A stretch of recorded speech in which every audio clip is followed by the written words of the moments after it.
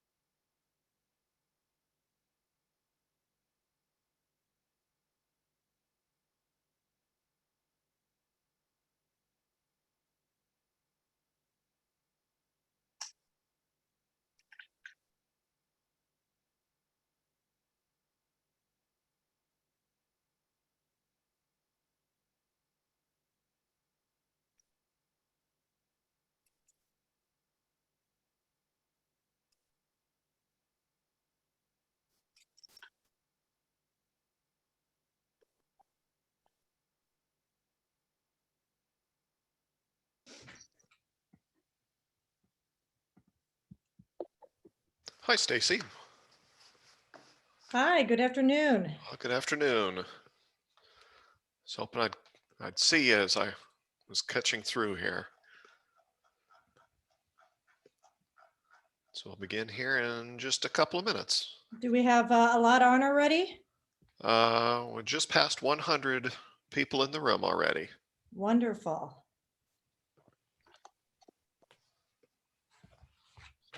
Yeah, I can wait a few minutes if you want. I know sometimes it takes people a few minutes to log on. No.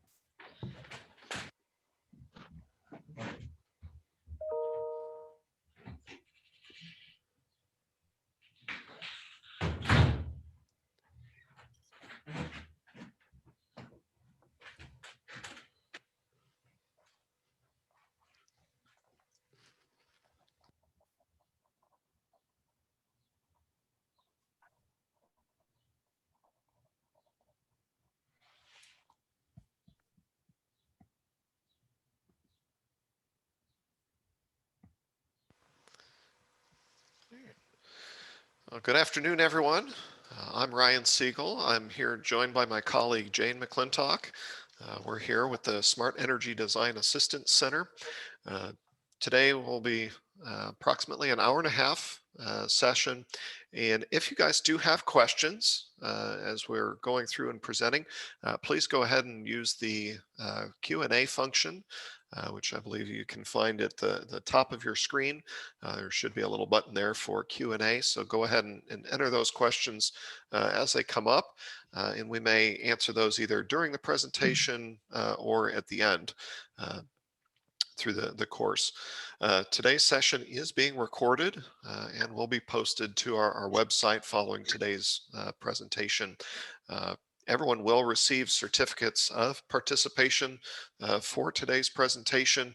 And if you do need some additional AIA credit, there should be a link in that certificate email that you can use to provide your AIA member number, and we can go ahead and get that recorded to you. But before we begin, I do want to invite Stacy Finkston, Executive Vice President for AIA, to make a few remarks. Thank you, Ryan. Great to be with everyone today. And we are just thrilled with the turnout. I believe over 300 have registered for this session. Last session, we had 263 that received certificates. And I already know that we have a few hundred already signed up for May 20th, the next in the series. We of course want to thank Ryan and his colleagues and the SEDAC team for all their work and effort in putting on this important energy series for us. This was a priority in the AIA Illinois budget this year. We wanted to make sure this was going to be a free training for our architects. And again, we are just thrilled with the response we've received. I do have a couple news items for today. I first of all want to mention we are seeking an Illinois licensed architect for the Illinois Energy Code Council. And this is a 4-year term. A few of the qualities we'd like in the candidate are ideally this person would come from south of I-80, Central Illinois or Southern Illinois. We currently have an architect already sitting on the council who is in the Chicago area, and they're very particular. They want a good representation throughout the state. So ideally this person is in Central or Southern Illinois. Again, licensed architect, 10 years experience, familiarity with working with the building energy codes. Ideally, you're from a mid-sized firm, and you have worked on a range of projects, both residential and commercial. I'm going to put my email in the chat. If you're interested in this code council position, please email me I'm going to put this in right now. We will be looking to fill this very soon, so please reach out to me right away and I can give you more details on that. And the second thing is tomorrow is going to be our second installment of our Grassroots virtual series. And tomorrow's is going to focus on CEJA, and that is the Clean Energy Jobs Act. And CEJA is important to us because there is a good section of the bill that focuses strictly on building energy efficiency. This is a great thing for our industry. AIA Illinois is a part of the CEJA coalition, and we are going to need all your help and your advocacy to pass this bill. So please attend tomorrow. Tomorrow's webinar is free. It's starting at noon, and I'm going to throw that link in the chat as well right now. And again, thank you so much for all of you being armed today. Enjoy this invaluable training with SEDAC and have a great rest of your week.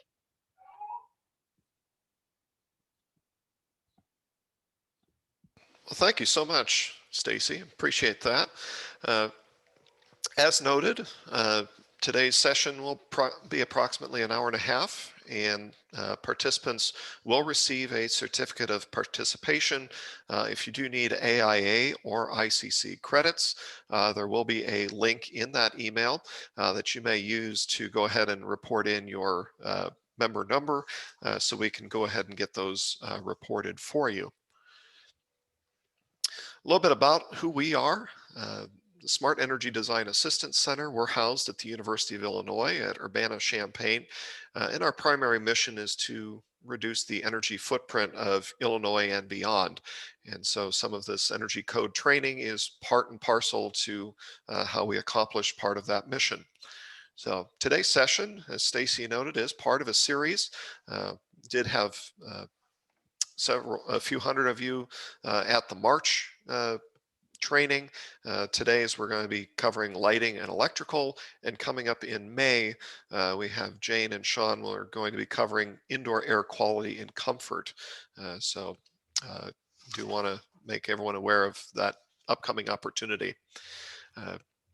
For those of you who may need some technical support, either through the energy code or other energy related issues, feel free to reach out to us at our web email address, cdac-info@illinois.edu. We do have an 800 number, but typically we encourage people to use that email address, which allows us ready availability to share the questions around with our team and make sure that we get the right people on board to get you the best answers that we can.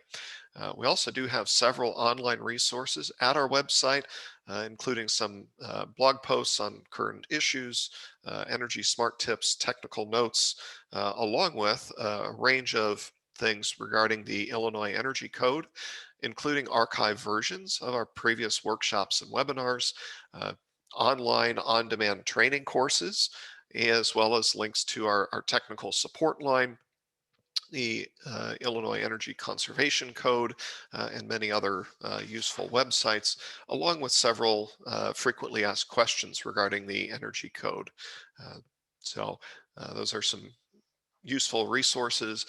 Here's a look at some of our smart tips and other tech notes that we do put together, covering a range of topics between energy efficiency, energy and wastewater facilities, domestic hot water circulation, and some of our COVID work as well. As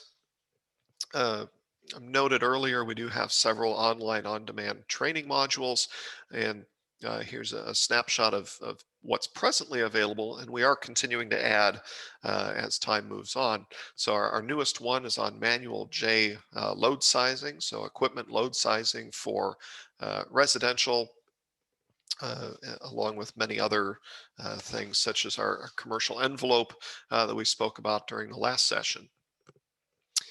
A few of our lighting learning objectives. Today we're going to be covering lighting and electrical systems and looking at the overall building energy use, lighting efficacy and efficiency, and understanding how these systems go together, understanding that lamps and luminaires and controls are all part of a lighting system.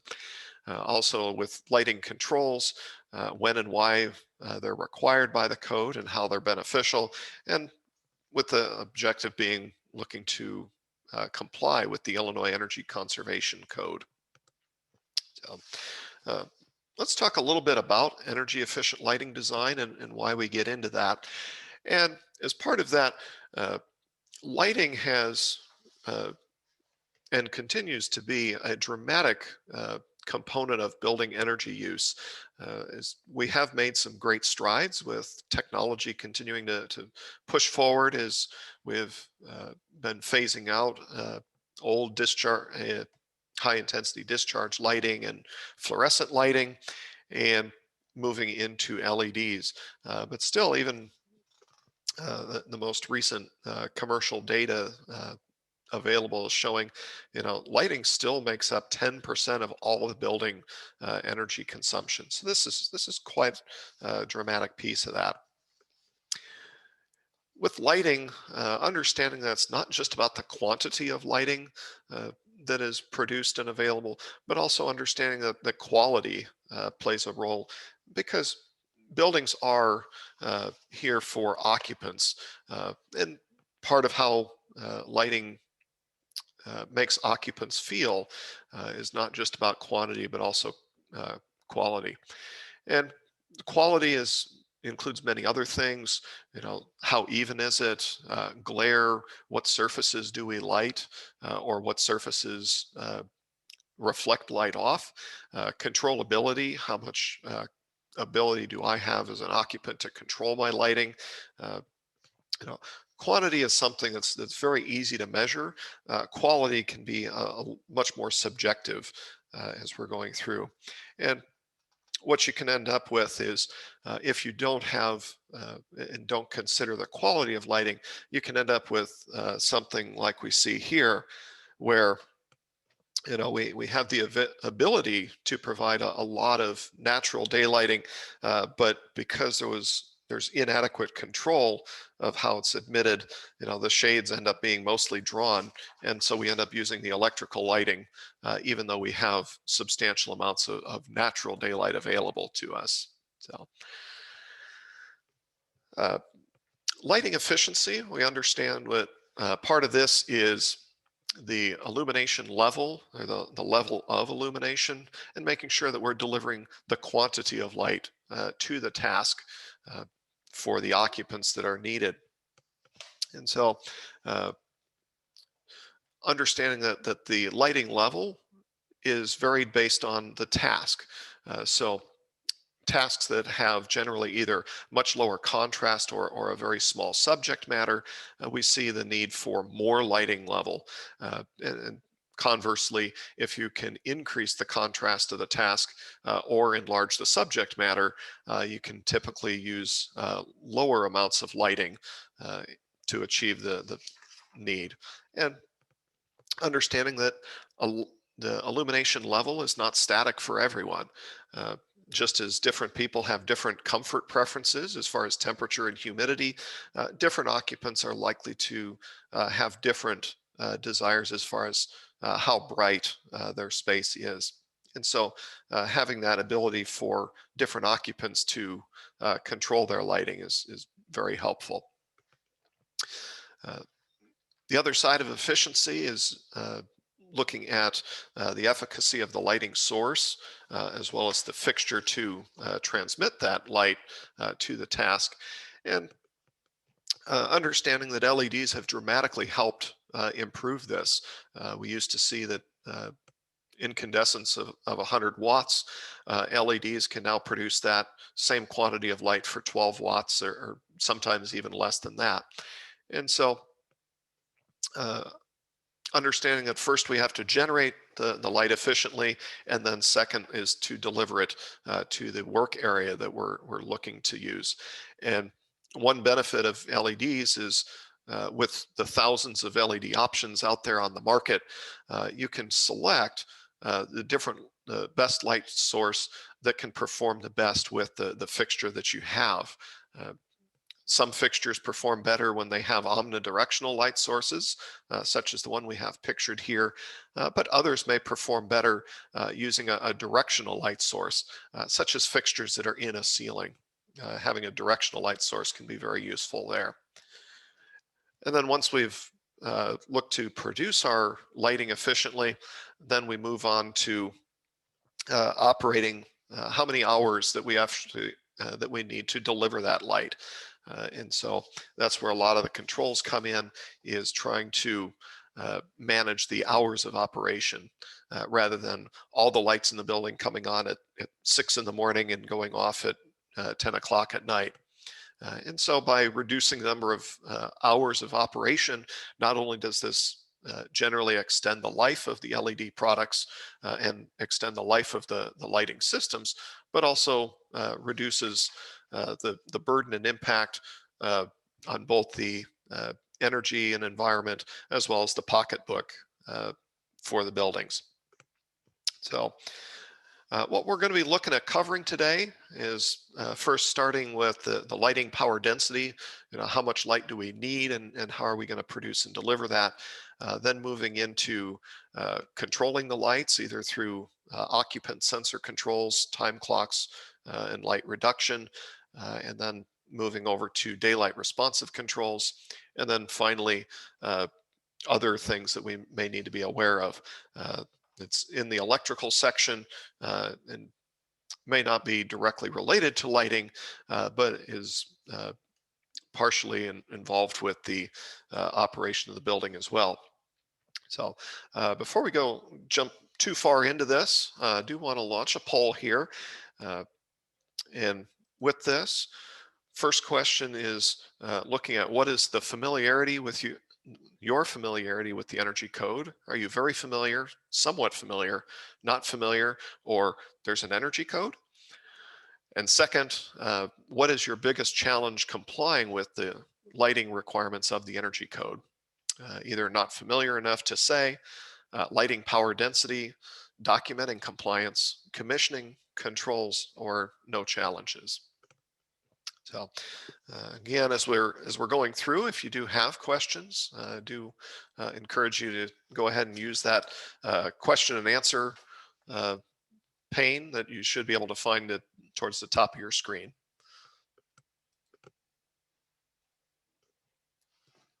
We'll give people a few more seconds here to weigh in on this.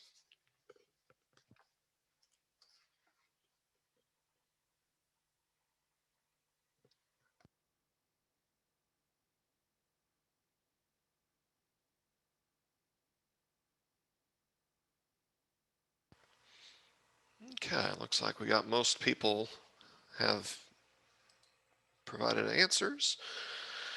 So majority of people here feel that they're somewhat familiar, but not familiar enough to really know what the biggest challenge is. So hopefully we'll be able to provide some additional guidance, and maybe you'll as part of our presentation, you'll end up with more questions than you might have answers for initially, but definitely improving the familiarity with the code. So we'll definitely be talking about several of these other popular things. Definitely lighting power density, documentation, and controls. So excellent. Thanks, everyone. And with that, I'm going to turn it over to my colleague Jane here and move into our lighting power density. Well, thank you, Ryan, and thanks everyone for joining us today. So it looks like lighting power density was one of the challenges, and this also closely tied with providing that targeted amount of light and providing it efficiently. So we'll try to cover some of those principles of efficient lighting design as we introduce the code concepts for complying with the lighting power density requirements. So the first goal is to provide, the first and foremost goal of lighting a building is to provide the right level of light for the occupants for the tasks that are happening. And the target illuminance varies quite a bit based on the task and occupant. So here's a few generalized ranges for various tasks. And of course, the the ranges are quite large, and the occupants are going to have personalized preferences, as Ryan pointed out. So for older folks, they might want higher levels of light, where younger folks might want less, or if they're doing slightly different tasks. So we want to have some flexibility there. And we also want to target the right level of light for the place that it's being performed. And this is going to help us to reach the target that the energy code requires of us for lighting power density, which is effectively a certain maximum amount of watts per square foot. So if we efficiently light just the spaces where we need higher illuminance, it'll be easy for us to provide that maximum watts per square foot or less. Oops, I'm sorry. And as we mentioned before also, lighting efficacy has really improved, dramatically improved in the last decades. And so we're able to provide a lot more lumens per watt than we were before, but we don't want to just rely on LEDs to make an efficient lighting design, because of course we know that off is the most efficient, and using daylight is infinite lighting efficacy. So we'll also talk about controls and lighting design to maximize those opportunities. Also, fixture efficiency is a major factor. So this has to do with the reflectance of the fixture itself, the angle of the reflectors, and what you're trying to light. If you have a fixture which is pointing up, it's not going to as efficiently light a desktop down below, although it might provide nice ambient light. So you'll want to think about the total luminaire efficiency, which is in this example, you can find that in spec sheets. And this is, I know we're very early in the presentation, but I wanted to flag that this is kind of where residential code compliance ends. It's actually, we're going to have a lot more to say about commercial code compliance, but I wanted to flag that in residential code compliance, that the IECC requires that 90% of fixtures need to be high efficacy. So that is defined in the Illinois amendment a little higher than it is in the general code, as you can see here. And this residential also applies to residential multifamily buildings. So we'll move on to commercial code compliance, which, as you might have guessed, is a little bit more involved. So in addition to having the light source have a high efficacy and the fixtures have a high efficiency, we also want to minimize the area that's being lighted by laying out the fixtures in an efficient manner. So in the example on the left, lighting that whole ceiling cavity to the same level that we wanted the desktops to be lighted for the I don't know, classroom or whatever's going on here, that would be kind of inefficient. So as you can see in the diagram, we're targeting the room cavity with this, this lighting design. And then I want to jump into an example about targeting tasks. So here are two different lighting designs that hypothetically could have the same lighting power density, but are achieving it in two different ways. On the right, we see that all the areas are maybe about 30-foot candles, which is an appropriate level for office work. And but on the left, we see that we have really maximized the light level in the office work area and had the circulation areas at a lower level. So taking this example as an opportunity to kind of reflect on this idea of lighting for the task, we wanted to throw up another poll question and just see what people thought of what are some possible ways that we might provide an even more targeted design for this, this office. So here's three possible options. Do we want to design for the individual workstations a lower light level and have task lighting, provide circulation areas with even more light,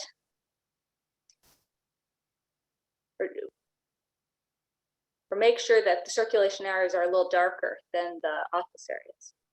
Well, and we can see that as people are voting, we're overwhelmingly looking towards option number one, to provide that task lighting in the office areas.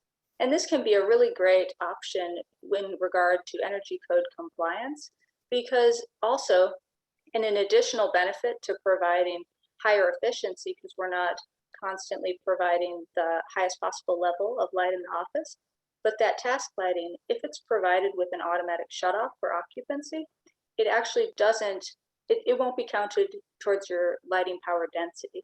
So the energy code, it encourages task lighting in that way. So yeah, thanks everybody for voting. Yeah, task lighting will be a great option here because it would enable users to modulate and choose the amount of lighting that they'd like at their workstation. And given that work is often happening on computers at times and on paper at other times, this could be really an ideal setup. So moving on. Oh, sorry. Here are where you can find the lighting power density charts for both exterior and interior. And for we'll go into it a little bit more, but for exterior, it depends on what kind of zone you're in. And for interior, there's a couple different ways that both rely on what kind of activities are going on inside the building. So for interior, here's a little more detail on those two kinds of compliance paths. The building area method is simpler because it takes the total square foot of the building and the type of building. So for a hospital, overall, it would have 1.05 watts per square foot. But if that didn't work for you for some reason, the space by space method, as you can see on the right, provides a little more flexibility. So if you had a lot of operating rooms in a hospital and therefore needed a higher level of watts per square foot, you could break down each space this way.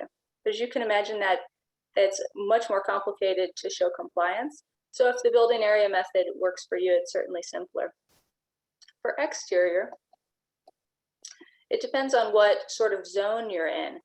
Zone 1 is like a natural or state park area, whereas zone 4 is like Times Square, super busy, dense, urban. So you're almost always going to be in zone 2 or zone 3. Zone 2 being mixed residential areas, and then zone 3 being basically everything which is not zone 2 or zone 4. And then you can see you get a base allowance. So you get a certain number of watts at your building just in general. And then for additional landscaping, driveways, walkways, you can see there's a certain allowance for those areas. And then looking at how we show compliance, basically in this case, you're going to have a fixture schedule with wattages, and the lighting drawings, and these will be sufficient to document the lighting power density. If you're using the ComCheck, oh, I'm sorry, here's an example of a lighting schedule. So really this quantity of fixtures and wattage per fixture, that provides everything that the code official needs to know. A summary table might also be helpful, but if you're using the ComCheck, it will calculate these allowed wattage and proposed wattage for you, so that right there in the ComCheck, the code official will be able to see that the building complies. Now, this is just to say we don't want to settle for the maximum lighting power density, which is of course the minimum compliance. We want to provide even more if we can, and there's many reasons for that, which are of course lower costs over time for the owner, sustainability, but also from a code perspective. If you have 90% or less of your allowable lighting power density, that qualifies as an additional efficiency package option. So that's a pretty easy way to get one of your additional efficiency package options. And lower lighting power density can enable reduced controls requirements. So we'll get into speaking a bit more about controls, and we'll highlight this later, but it can make for simpler controls, which can lower capital costs at the time of construction. So reaching and exceeding your goals for lighting power density minimum requirements can be a great idea. And then I think I'll pass it back to Ryan to pick up controls. Well, thank you, Jane. So once we kind of have an efficient lighting system, the next thing we have to do is determine how we're going to control that system. And so there's many different ways to control this, from the older switches and dimmers that we've used in our buildings for many decades. Occupant sensors and timers, which have been a little bit newer, and then still newer yet, adding the daylight sensors, and then either digital lighting controls or even luminaire level lighting controls. So as controls have come down in cost, we're now seeing them integrated directly into the fixture. So every fixture can be its own control zone. And so what we're looking to do with controls is achieve our target target illumination values, and only when it's needed. So as Jane mentioned earlier, there's no more efficient light than one that is off. So there are two paths as far as controlling lighting. I mentioned the luminaire level lighting control. So each fixture can control itself, which is extremely granular for control, but can be add a lot of complexity. Now with the high configurability rate, where they can be reconfigured over time, this may be a good option for locations that are likely to see frequent reconfiguration. So either the number of offices might change, or it's offices today and might be conference rooms tomorrow.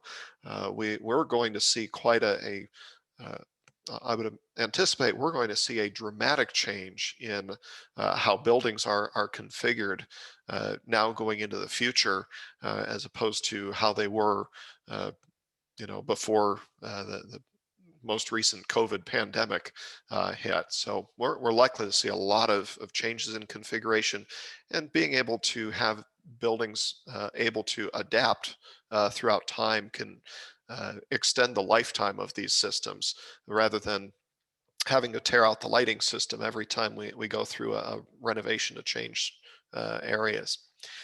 And the other option, if we don't go to luminaire level lighting controls, is to have zones that are controlled independently through sensors and switching. So again, potentially a little more simpler going forward. So also understanding that some of these functions may actually be able to be provided through building automation systems.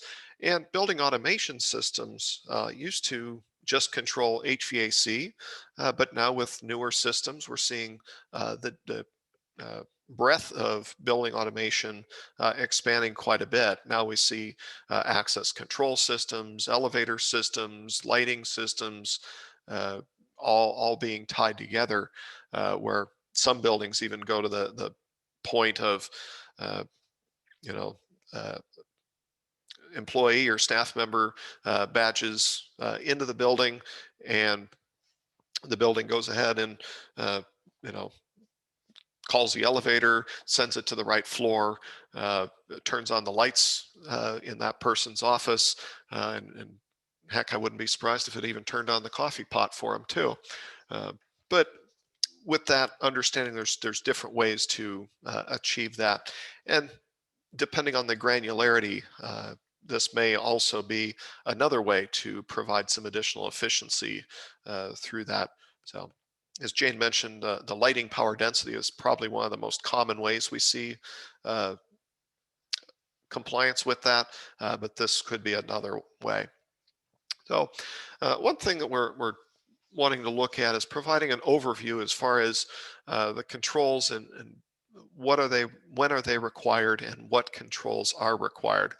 So this is a basic flow diagram, understanding as far as, does this light have to be in continuous operation for safety and or egress? And if it does need to be in continuous operation, we obviously don't need to add controls to turn it off, because that would interrupt its required continuous operation. Then looking at, are we in relatively small enclosed spaces, or does it perhaps have unpredictable occupancy? If so, then we're going to need to use occupant sensing controls. If not, then looking at, do we have health and safety issues to turn lights off uh, at the end of the day, or the end of the predicted use. If we do have a health or safety issue, then it's probably just light reduction controls would be required. If health and safety is not a major concern, then you're likely looking at time clocks with light reduction controls as well. And something to be aware of is health and safety in the code is fairly narrowly defined. And so it wouldn't necessarily cover the entire hospital, but there may be inside the patient rooms or in operating rooms where the procedures are being carried out, where the patient care is directly provided. Those are generally exempt. So, and similarly, we have another flow diagram for daylighting controls, which we'll touch on a little bit later. But looking at daylighting controls are needed around windows, skylights, or other fenestration. You do have some exceptions where you do have fairly low power consumption. So there's 150 watts. If you're in a daylit zone that doesn't contain more than 150 watts of electric lighting for general lighting, then those would be exempt and you don't need to have daylighting controls. So that's one that there's definite ways to install simpler lighting systems, and simpler systems generally have better lifespans and also are able to maintain their efficiency over time, because a lot of times when you add complexity, they're not able to be maintained to the same level as otherwise. So, and then for exterior lighting, here's another flow diagram as far as what types of controls are required. Most exterior lighting does require some controls, and those would include daylighting controls and either time switch controls or occupant sensing controls for those. So, and at the very least, if it doesn't need to turn the fixtures off, you do need to be able to reduce the lighting power consumption after hours. So we do have three different types of controls. Most all spaces require either occupant sensing controls or timers with manual controls.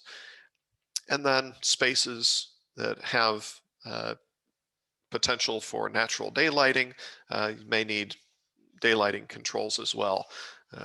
Again, the objective here being natural light is something we do like to have in buildings, and generally makes buildings feel a lot more homely.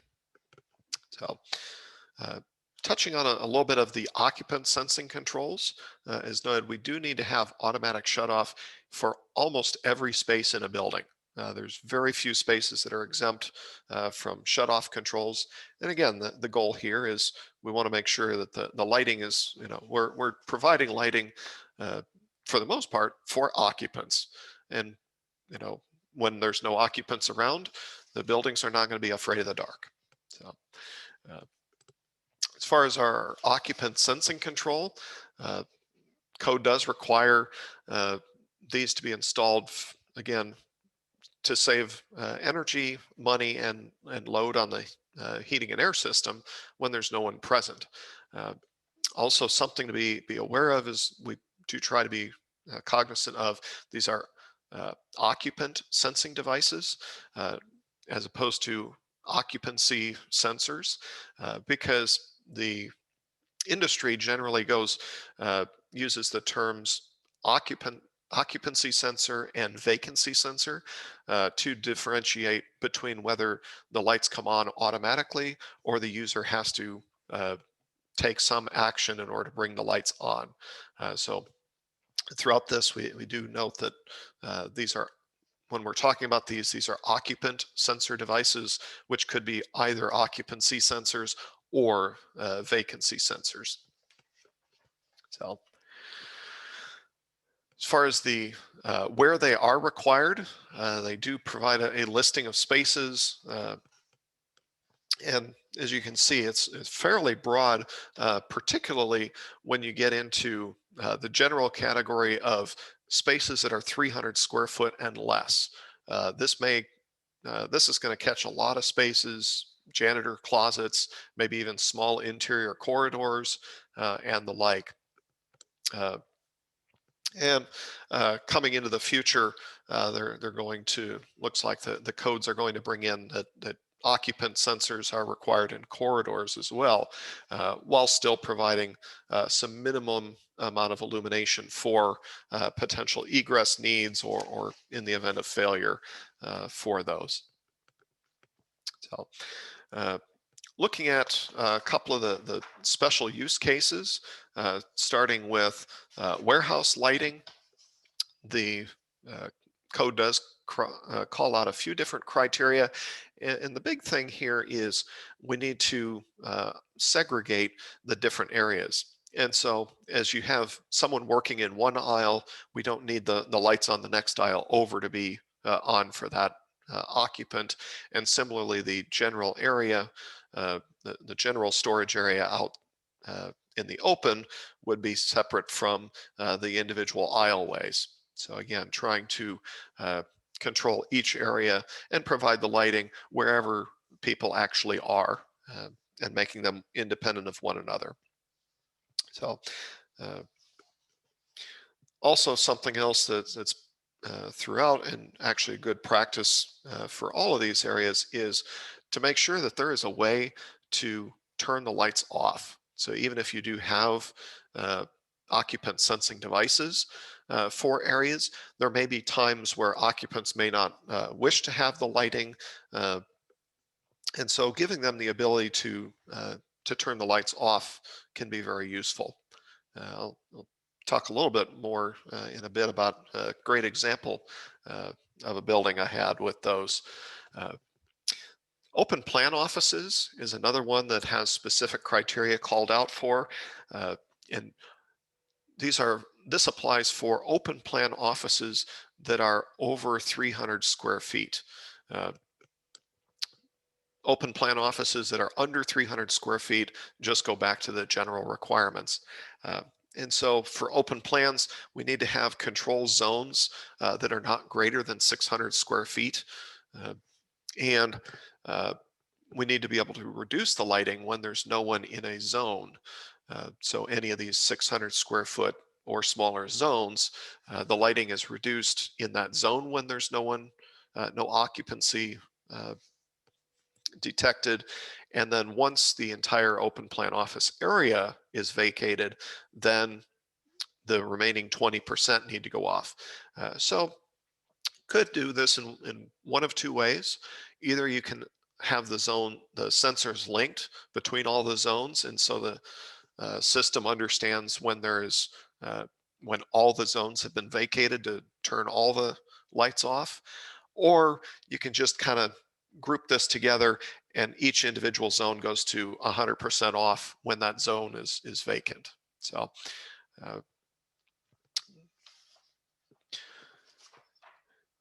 and there is a couple of different technologies for occupant sensing devices. Passive infrared is probably the most common in use, and it picks up, it's good for areas where the sensor is going to have a direct line of sight to the occupants. Ultrasonic or microwave sensors use sound radiation to detect motion, and these can be useful for locations that may not have direct line of sight. These are commonly seen in locations like bathrooms with partitions where the sensor's on the wall and the sensor isn't able to see the occupant from behind the partition. And then dual technology to include both ultrasonic and passive infrared.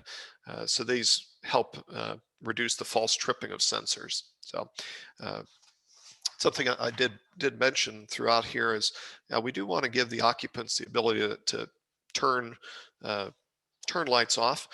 One of the one building I had come across at one point was a library that had been done, and you know they thought, oh, occupancy sensors, these are going to be the greatest thing, and so they put them throughout the building, which was good. But they didn't provide any way to allow occupants to turn the lights off, which became a problem in the group study rooms. So you'd end up where a group of students would come to meet up at the library and work on a project and try to put something up on the screen, but there was no way to turn the lights off, so it was hard to see what was displayed on the screen. So that's where, again, making sure that we have control and the ability to turn things off. So I do have another poll here.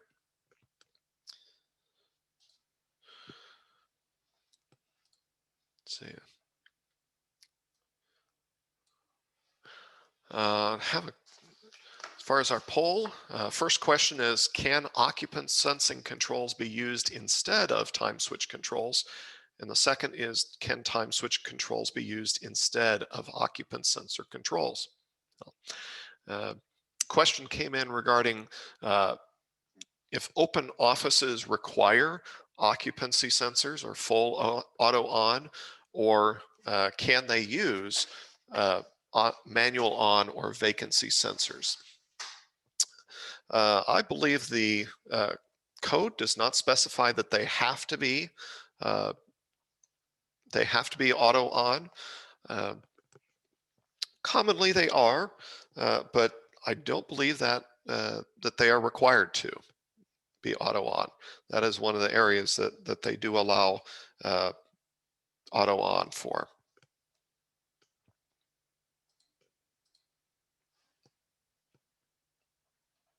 All right.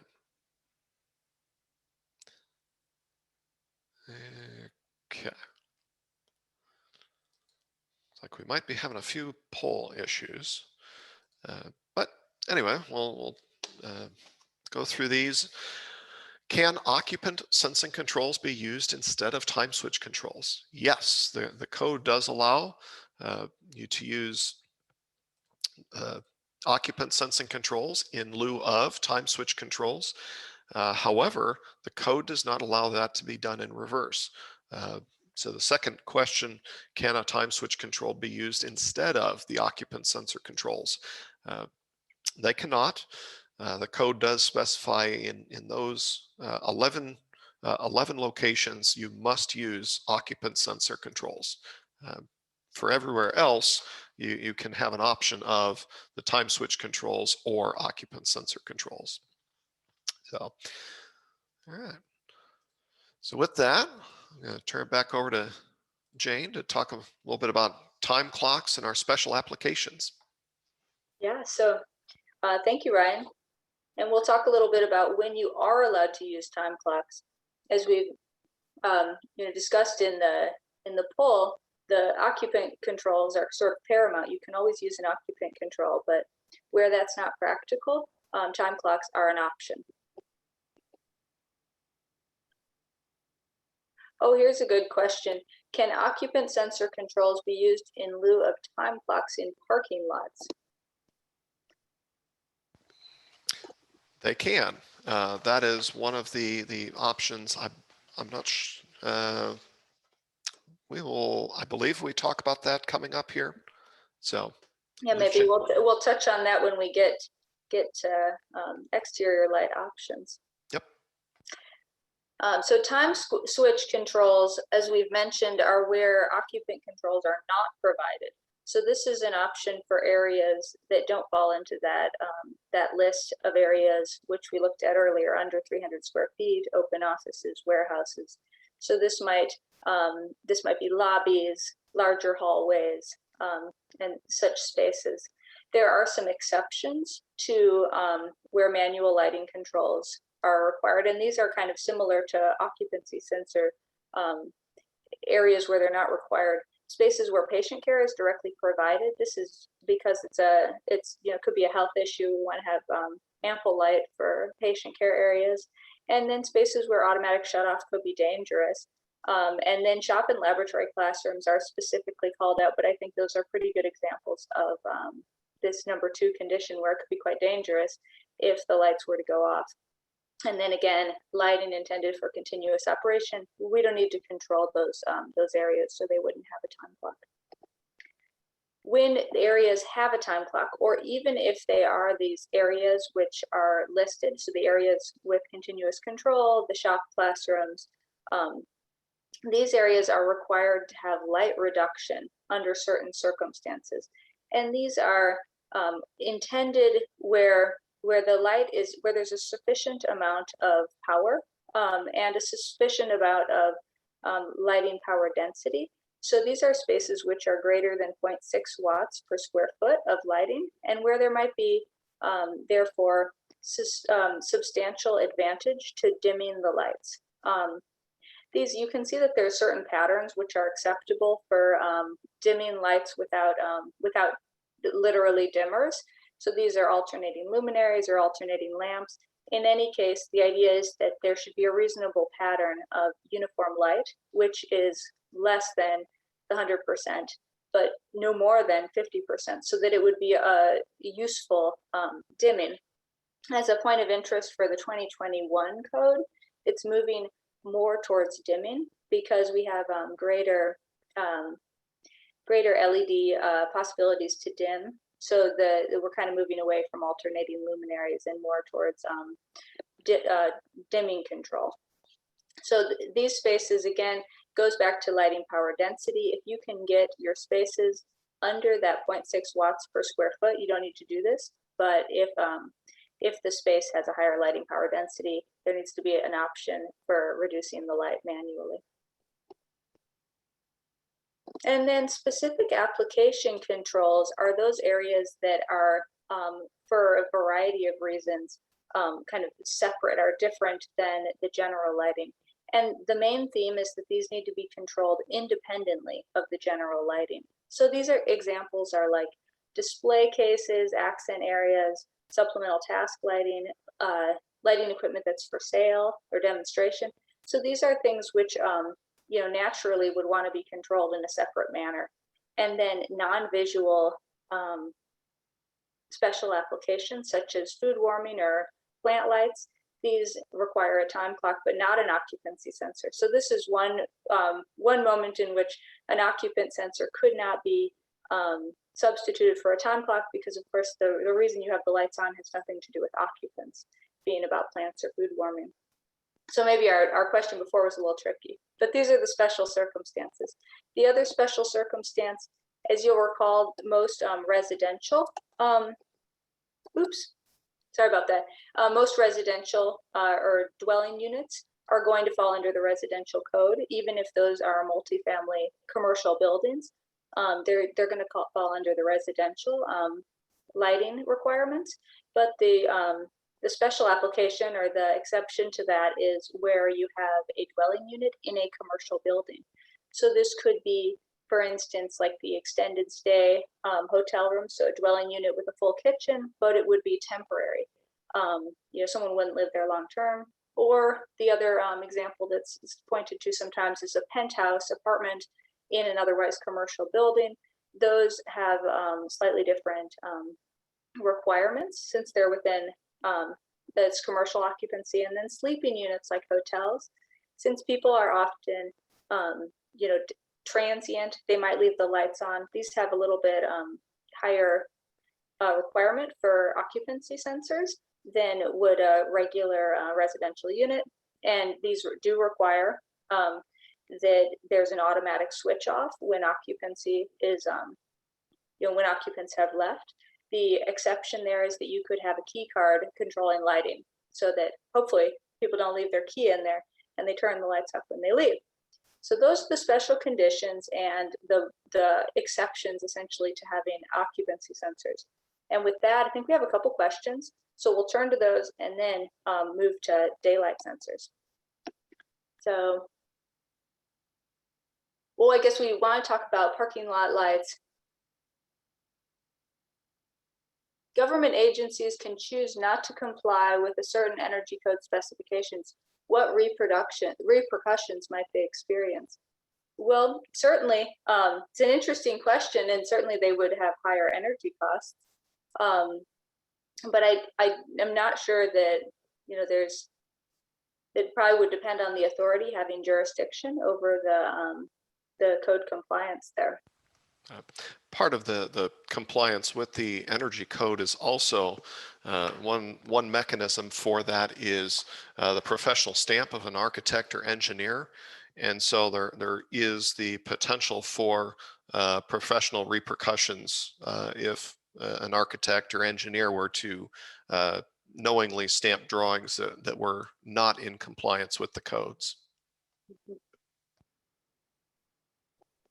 All right. Well, daylight controls are essentially, we've been talking about controlling light when occupants are not present, but daylight harvesting is about controlling lights when ambient light is present from another source, in this case, from daylight. So daylight sensors reduce the electric light as daylight increases to maintain the target illuminance. So we're talking about our ultimate goal is to provide the target illuminance with the highest possible efficacy. We can do that best with natural daylight. So these sensors will sense the ambient light and dim the electric light to maintain target light levels.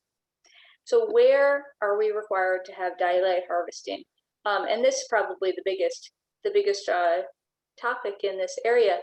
These are very simply, if we want to say big picture, these are areas adjacent to significant windows and skylights as identified in the daylighting zone. So we'll get into that a little bit more, but these windows or skylights, they have to be letting in enough light to be meaningful. And then we'll start to require daylight sensors under certain circumstances.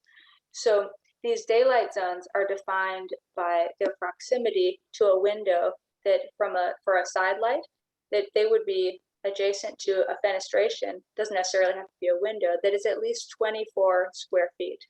So we would define that daylight zone as the distance from the floor to the head height of the window, that depth into the room, and then 2 feet to either side of the edge of the window, as indicated here in this drawing. This is from the code, so you can always reference it. You don't need to memorize this. And then the top light zone. So this is where we have a skylight, or there's a rooftop monitor that shows where the daylighting zone is on the floor below that fenestration. So that's 0.7 of the ceiling height to all sides of that rooftop fenestration. And this is how, as you go through your plan drawing and indicate the daylight zones, this would be one way to show on the plan where those daylighting zones exist, which areas correspond to daylighting. And this can be used to show where you need sensors, but also for showing how much daylighting is on your plan, which can be useful for other aspects of complying with the energy code. For instance, there's an important exception to daylighting controls, which can be handy if you would prefer not to incorporate daylighting controls. You can have a reduced lighting power budget in your daylighting zones that corresponds to a 40% reduction in those areas. So essentially, daylighting controls are expected to save about 40% of the lighting energy in daylighting zones. So if you're already saving that 40% in the daylighting zones or the equivalent by reducing your lighting power density, essentially the energy code is saying you already did it and you don't need to include daylight sensors.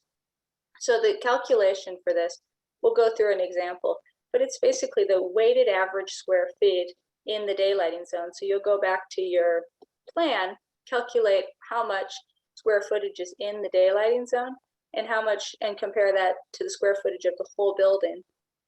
And then your lighting power density needs to be 40% of that weighted area.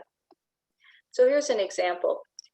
If you have 200,000 square feet total area and 100,000 square feet of that is in daylight zones, so these would be as calculated, shaded in the plan above, then your lighting power density requirement being 0.79 watts per square foot, and then you just need to get down to 0.63 watts per square foot by calculating that 40% reduction on the weighted average. So essentially, if you 40% reduced the lighting power in those daylit zones. So if you can accomplish that, you don't need to have any daylight controls. But if you can't get down to that, that level of lighting power density, then you will need to provide daylight controls.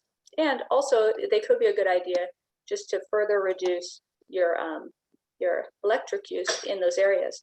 But what areas that are required to have daylight is still a little bit more of a complicated question, because these aren't all areas. There has to be a significant amount of lights there to control for it to qualify as a daylight zone. So it has to be at least 150 watts in a top lit or side lit zone. So this is about, you think about maybe 5 2 bulb 4 foot TLED fixtures as a point of reference. So 10 4 foot TLEDs, just about.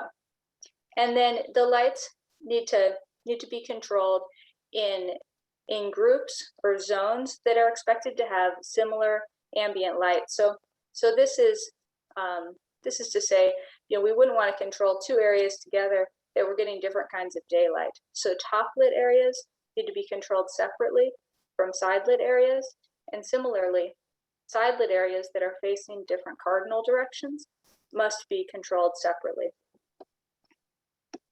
And this is kind of a diagram, or this is a diagram of a daylight harvesting system. Typically how this works, daylight comes in through the fenestration, it's picked up by the photosensor, which controls a dimming unit and dims the fixtures to maintain the illuminance, the target illuminance in the room. And of course, that daylight sensor, that photosensor, could be in the fixtures. As we talked about luminaire level lighting control, we might have that fixture that's closer to the window. If it had a separate daylight sensor from the one that's farther away, we could really target optimal luminance in the whole room, because the closer fixture might get more sunlight than the farther one. So that could be an even more targeted approach. And improving the daylighting control, you know, beyond what is minimally required is good, because enhanced digital lighting controls like continuous dimming, which is not required, you have to be able to control the dimming, but not continuously.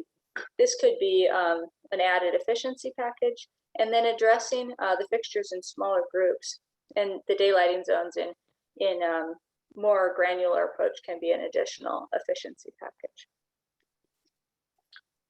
So that's the basics of daylighting controls, and we can move into exterior lighting controls, but wanted to check in and see if we had any questions that we should address before we move on. We will send out a copy of the presentation, and we're gonna have the recorded version available on our website. Which I think that takes it, and we'll. Oh, this is a good comment. Daylighting harvesting is good, but it increases the heat load on the air conditioning. That's a great point. And you know, the IECC doesn't make any distinction between the cardinal direction that the window faces and you know, whether it qualifies as a daylit zone, aside from that condition that they should be controlled separately. But we certainly want to put some thought into whether you know, a west-facing window is going to be, you know, doing as much good for lighting as it is doing poor things for the heating, for the air conditioning system. So much more thought probably going into that than what the IECC asks you to do. Well, we'll move on here to exterior lighting controls, and please put questions in the Q&A if they come up. So this is the exterior lighting controls, like overarching, what do you got to do? So exterior lighting controls fall into two main categories, which share a lot of the same requirements, but have one significant difference. So functional lighting, it has to have a daylight sensor and a time switch function, but it also needs to have a lighting setback after the business open hours, whereas decorative lighting also has that daylight sensor and time switch function, but it has to be completely shut off based on the operating hours of the business. And that's the only difference. So in either case, the daylight sensor needs to turn the lights off when there's ample daylight. So, once it's, dawn to dusk sensor, we don't want those lights on during the day. And there needs to be time switch function, but the lighting setback for functional lighting is able to stay on after the operating hours. So getting into more detail here, I'm sorry.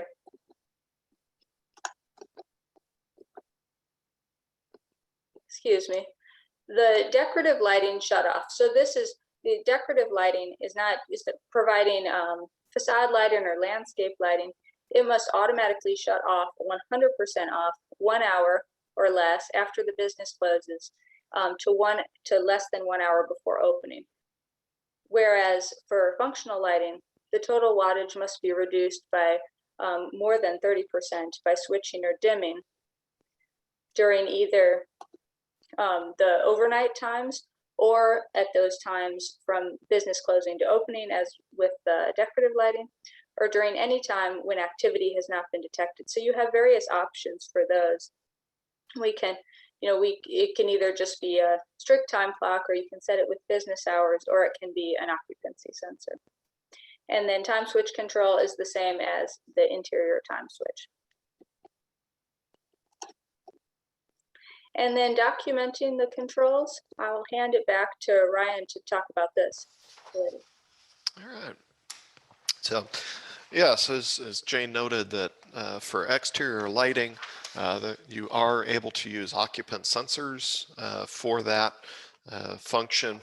And if you do choose to put occupant sensors on all the lighting, then you could potentially eliminate your need for the time clocks for exterior lighting. I wouldn't say that's very common at this point in time, but that's quite possible. And the important thing there is also that daylight sensor turning the lighting off when when it's light outside. As you probably noticed in that picture, what we're trying to avoid is the lights being on in the middle of the day. Previously, we were mostly concerned about the energy consumption from that fixture, but LEDs really have a big, their biggest enemy is heat. And so having an LED fixture on in the middle of the day when it's most likely to be hot out is actually going to degrade the performance and longevity of that fixture. So that's another side of that that's it used to be you needed either time clock or photocell. Now the code is requiring both to be done, and that could be done as a single unit, which has both the photocell and a time clock, or you can do it in series, where you have the time clock on the building feed going out to the parking lot, and then each individual fixture has its own photo control on top. So. Yeah, as we're moving into documentation, because I know that was something that several people did have some issues with. The code does call out several things that do need to be in your documentation. We touched on the part that's not highlighted before, as far as your lighting fixtures with your wattage, which Jane briefly mentioned about including the quantity of fixtures on there.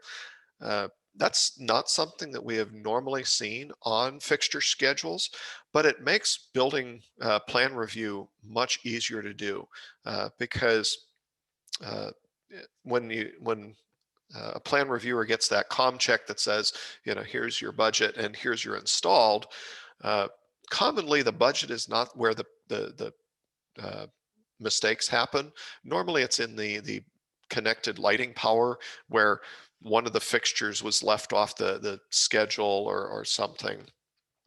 And so by having the fixture quantity and wattage on your fixture schedule, it makes for a real quick and easy thing for the plan reviewer to go down and just multiply uh, the two columns together and add it up and say, okay, was there something missed in the comm check? And it also makes it real quick and easy to say, oh, looks like this one line, all of these fixtures were left off the comm check. So makes for a nice, quick and easy thing here. So beyond that, we need to have what the control narrative is. What are the controls? How are they going to be used? Where am I going to use occupant sensing controls? Which of these are going to be occupancy sensors? Which of these are going to be vacancy sensors? Is it going to be, bring the lights on to 50% or 30% or some other, you know, some other fraction in between? As part of this, also the plan showing the daylit zones. Jane had shown a photo earlier of a floor plan that had the daylit zones.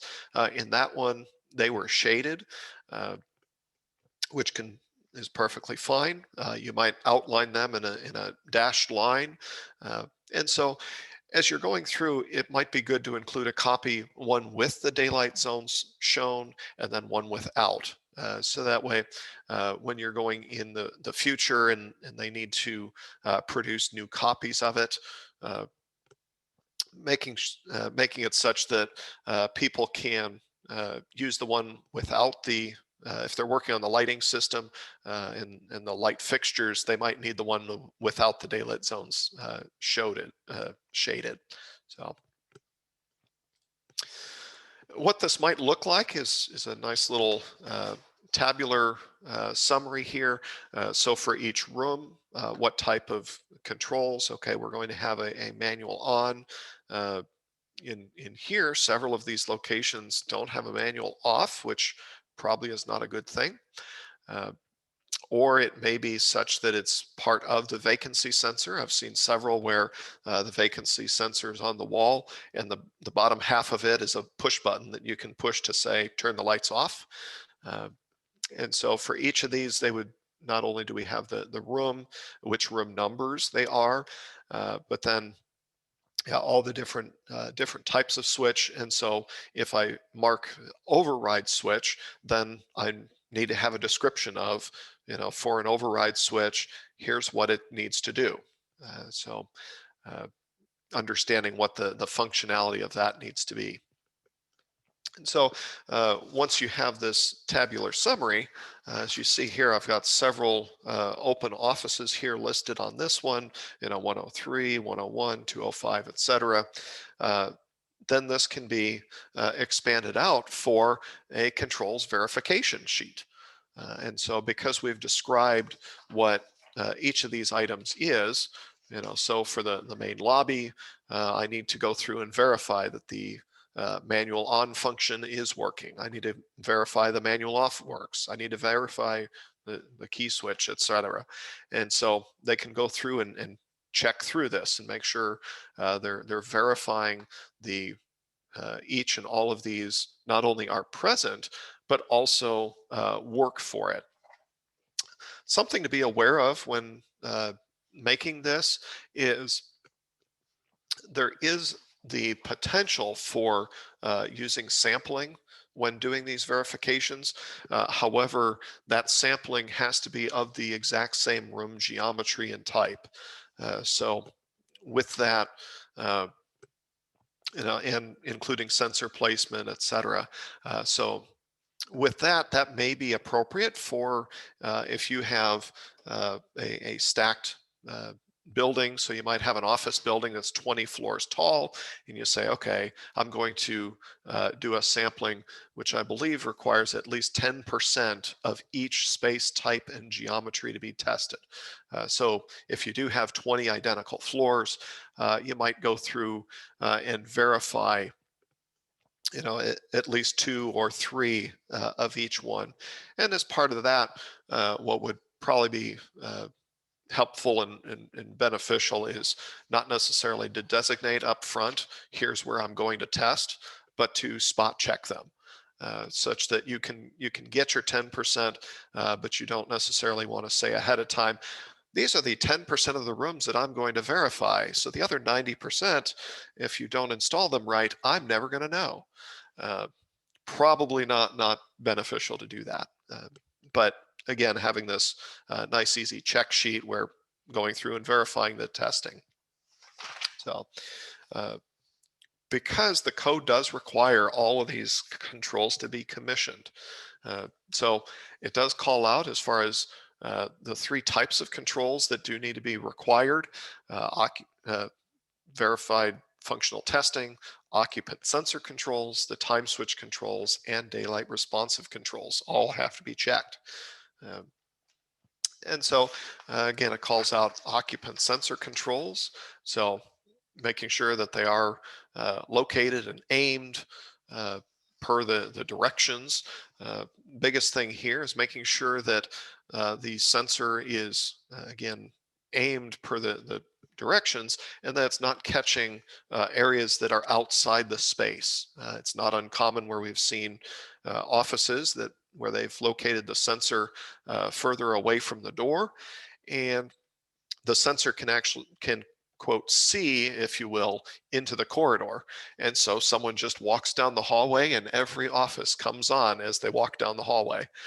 So that's part of what you're verifying, that's working, all the time delays and any dimmers, and making sure that the HVAC equipment isn't tripping the sensor. That's particularly problematic if you have a sensor located fairly close to either a supplier return grill where the HVAC equipment turns on and then the sensor says, "Ooh, I saw a temperature change. Someone came in." So making sure that we've checked that. Time switches are fairly straightforward, just verifying that the schedules are in there. And the important thing here is documentation of what the initial conditions were. What is the schedule? And verifying that that's in there, and verifying that the operation of the power supply, the backup power supply, whether it's a battery or capacitor or generator. And so the reason why documenting that startup or that initial setting is important is the code calls out that it has to be able to hold the programming for at least 10 hours. The problem is, what happens if you have a power outage that lasts longer than 10 hours? And so then the time switch may lose its program. And so having that programming there and documented is helpful, such that something happens and the building owner needs to go back, time switch fails and they replace it, they need to know what the programming is to put back in.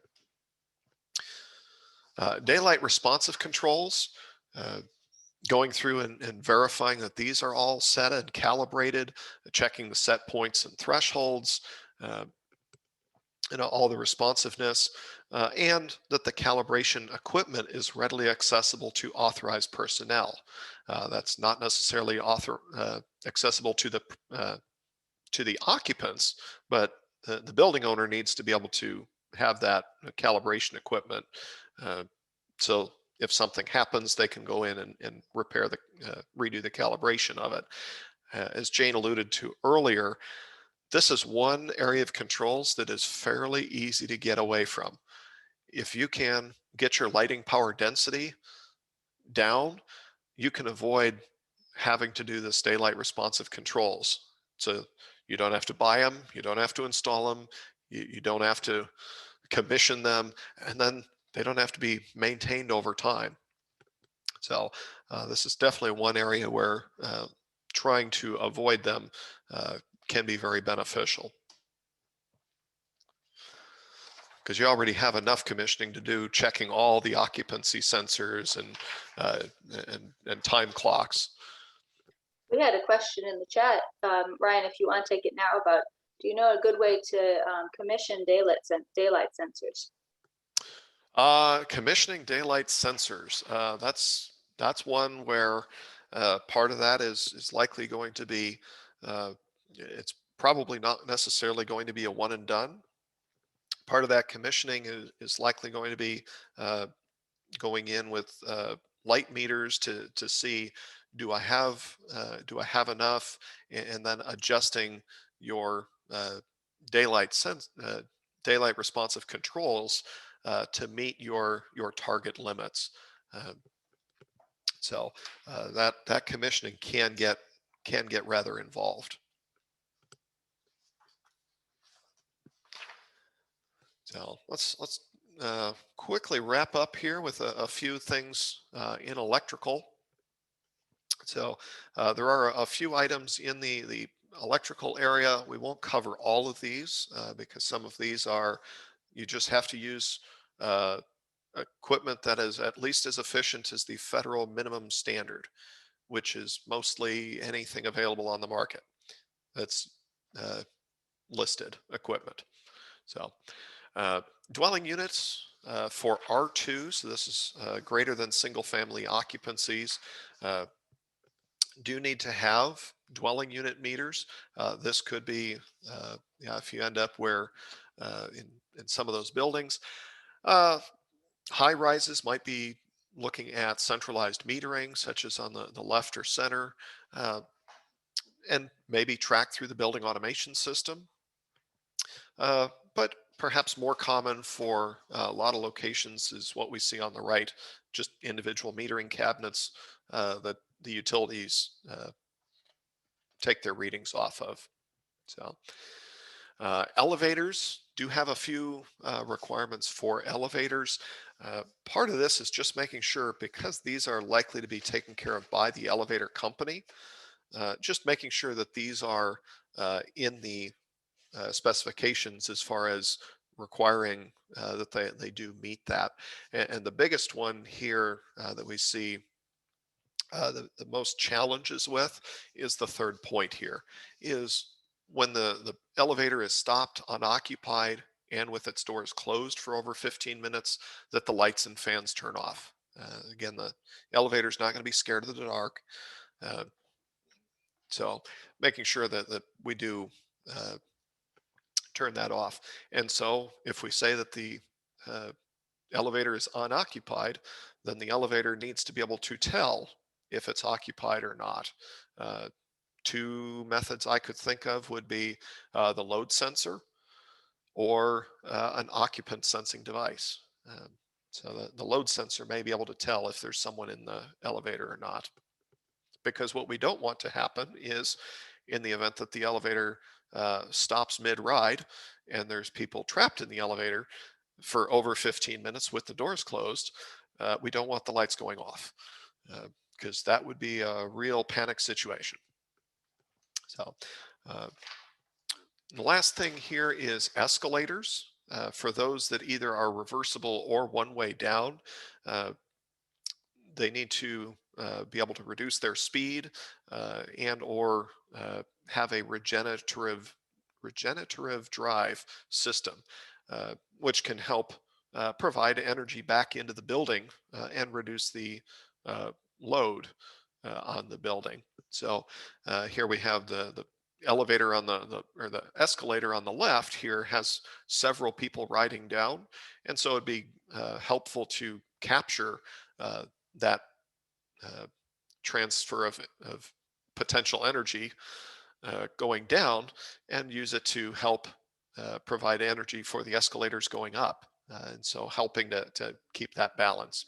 So with that, we've got probably a few more questions here. I believe we did touch on our time switch controls for parking lots. Got that. We had a question come in: is commissioning required for multifamily residential? Commissioning in residential, it is going to depend on if you are in a defined residential building or a commercial building.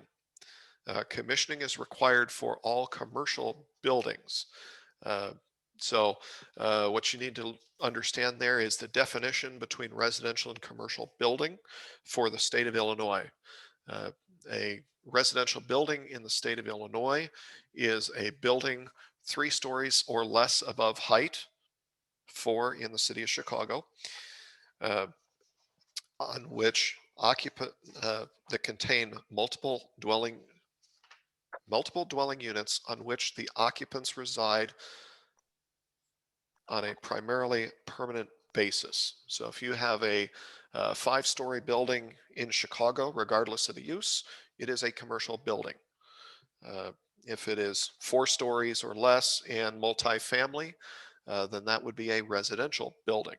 So, uh, so that's where multifamily residential may get into commissioning if it's in a commercial building.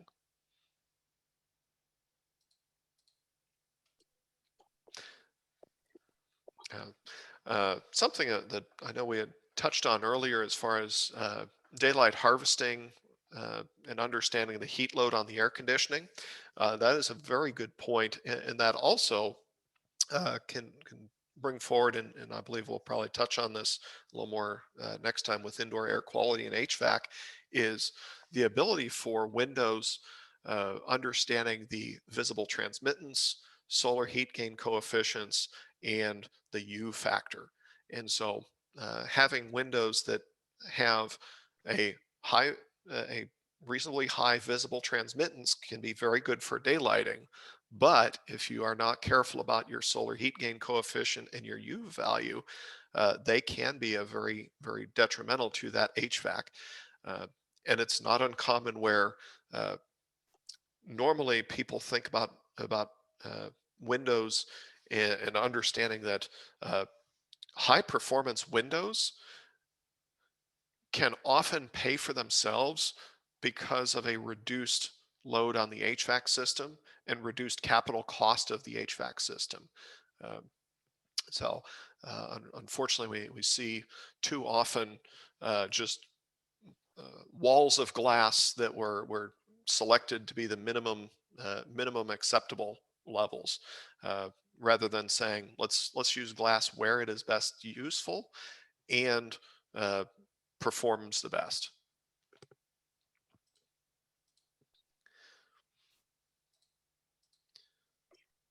Well, we have a comment that commissioning has not often been enforced. So that's interesting that most jurisdictions are not aware of it or enforcing commissioning. That may again be part of the because commissioning part of commissioning is the documentation you need to provide is the commissioning plan up front. And so I think part of that is understanding that commissioning is fairly new to as far as enforcement goes. I've been on many of projects where even as the building owners or the well, we were going to be taking possession of the building, and so we said, hey, we need to do we need to have building commissioning, and uh, the people who were handling construction said, why do I need to pay for that? That's extra. I already had the designer and the contractors that I've paid to design and install this. Why am I doing commissioning? Commissioning actually has a good payback on itself. We have seen many occasions where either commissioning was skipped or not performed appropriately, and ended up costing uh, several $1,000s that could have been caught just by simple commissioning and reviewing of it. So uh, did have a question as far as commercial, and so commercial versus residential. Uh, Yeah, commercial is 5 stories or more, regardless of where you are in the state of Illinois. Uh, you know, uh, Residential buildings, detached one family or 2 family dwellings, or any building that is 3 stories or less in height above grade, 4 in the city of Chicago, that contains multiple dwelling units in which the occupants reside on a primarily permanent basis, such as a few different examples: townhomes, row homes, apartment houses. Um, so that's where, yes, five stories, not 5 units. I may have misspoke on that. So commissioning for single family residences is not required at the present time.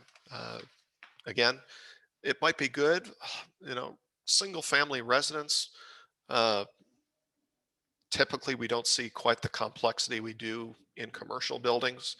Uh, and hopefully single family homes, if something has gone awry and the utilities are high, the homeowner is going to take some action and say, hey, something's not right here. Can we get this checked? So, so Oh, we're at 2:30. yeah. Thank Uh, you. Yes, thank you all for joining us today. And again, we'll send out certificates of participation for today's session. If you do need your AIA or ICC credits, go ahead and use the link that'll be in that email and provide your information back to us, and we'll get that reported in for you. And thanks everyone, and we look forward to seeing you here next month. Don't hesitate to reach out with any questions about the energy code.